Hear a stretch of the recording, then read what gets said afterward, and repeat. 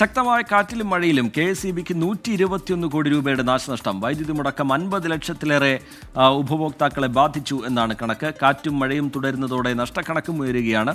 വൈദ്യുതി ബന്ധം പുനഃസ്ഥാപിക്കുന്നതിലും കാലതാമസം നേരിടുന്നതായി പരാതിയുണ്ട്. അശ്വിൻ പാലാഴി വിവരങ്ങളുമായി തിരുവനന്തപുരത്ത് നിന്ന് ചേരുകയാണ്. അശ്വിനി, മരം വീണൊക്കെ വൈദ്യുതി ലൈനുകൾ, പോസ്റ്റുകളൊക്കെ തകരുന്ന നിലയിലേക്ക് പലയിടങ്ങളിലും മണിക്കൂറുകളോളം ഈ വൈദ്യുതി ബന്ധം തടസ്സപ്പെടുന്ന നിലയിലേക്കൊക്കെ കാര്യങ്ങൾ പോയിട്ടുണ്ട്. നാശനഷ്ടത്തിന്റെ കണക്ക് KSEB ഈ ഘട്ടത്തിൽ വ്യക്തമാക്കുന്നത് എങ്ങനെ? ശ്രീജിത്ത്, ഈ മഴക്കാലം ആരംഭിച്ച് ഒരാഴ്ചക്കിടെ ഉണ്ടായ നഷ്ടത്തിന്റെ കണക്കാണ് KSEB ഔദ്യോഗികമായി പറയുന്നത്. അത് 121 കോടി രൂപ എന്ന വലിയ തുകയിലേക്ക് പോയതാണ് ഏറ്റവും പ്രധാനപ്പെട്ട കാര്യം. കഴിഞ്ഞ വർഷങ്ങളിലൊന്നും ഇത്രയധികം തുക ഈ കുറഞ്ഞ കാലയളവിൽ KSEBക്ക് മഴക്കാലത്തൊന്നും നഷ്ടമായിട്ടില്ല എന്നുള്ളതാണ് മറ്റൊരു കാര്യം. KSEBയുടെ കണക്കനുസരിച്ച് 2500-ലധികം വരുന്ന ഹൈ ടെൻഷൻ പോസ്റ്റുകളാണ് ഈ മഴക്കാലത്ത് മരം വീണും മറ്റ് അപകടങ്ങളിലുമൊക്കെ തകർന്നിട്ടുള്ളത്. ഒപ്പം ലോ ടെൻഷൻ പോസ്റ്റുകളായ 16,500-ലധികം പോസ്റ്റുകളും തകർന്നിട്ടുണ്ട്. ഇതിന് പുറമെ വൈദ്യുതി ഹൈ ടെൻഷൻ ഒപ്പം ലോ ടെൻഷൻ വൈദ്യുതി പോസ്റ്റുകളിലെ വൈദ്യുതി കമ്പികളും സമാനമായ രീതിയിൽ തകർന്നിട്ടുണ്ട്. ഇതൊക്കെയാണ് വലിയ നാശനഷ്ടത്തിലേക്ക് 121 കോടി രൂപ എന്ന വലിയ തുകയിലേക്ക് നഷ്ടത്തിൻ്റെ കണക്ക് ഉയരാൻ കാരണം.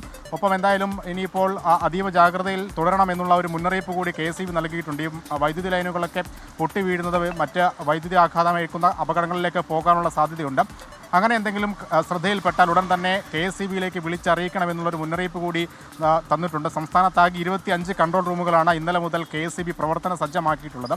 ഒപ്പം ഈ അപകടകരമായ മരങ്ങൾ വെട്ടിമാറ്റുന്നതിന് ഈ ചില സ്ഥല ഉടമകൾ എതിർ പറയിക്കുന്നതായുള്ള ഒരു ആക്ഷേപം ഇന്നലെ ഉയർന്നിരുന്നു. അതിനും ഒരു പരിഹാരമായിട്ടുണ്ട്. ദുരന്ത നിവാരണ നിയമപ്രകാരം സ്ഥല ഉടമയുടെ അനുമതിയില്ലാതെ തന്നെ ഇത്തരത്തിൽ അപകടകരമായ സാഹചര്യത്തിൽ നിൽക്കുന്ന മരങ്ങൾ വെട്ടിമാറ്റാനുള്ള അനുമതി ഇന്നലെ സർക്കാർ നൽകിയിട്ടുണ്ട്. ജില്ലാ കളക്ടർക്ക് ഇതിൽ സ്വമേധയാ തീരുമാനമെടുക്കാം എന്നുള്ളതാണ് പ്രധാനപ്പെട്ട കാര്യം. എന്തായാലും KSEB നൽകുന്ന ജാഗ്രത അത് വലിയ തോതിൽ ജനങ്ങൾ പാലിക്കണമെന്നുള്ളതാണ് അറിയിക്കുന്നത്.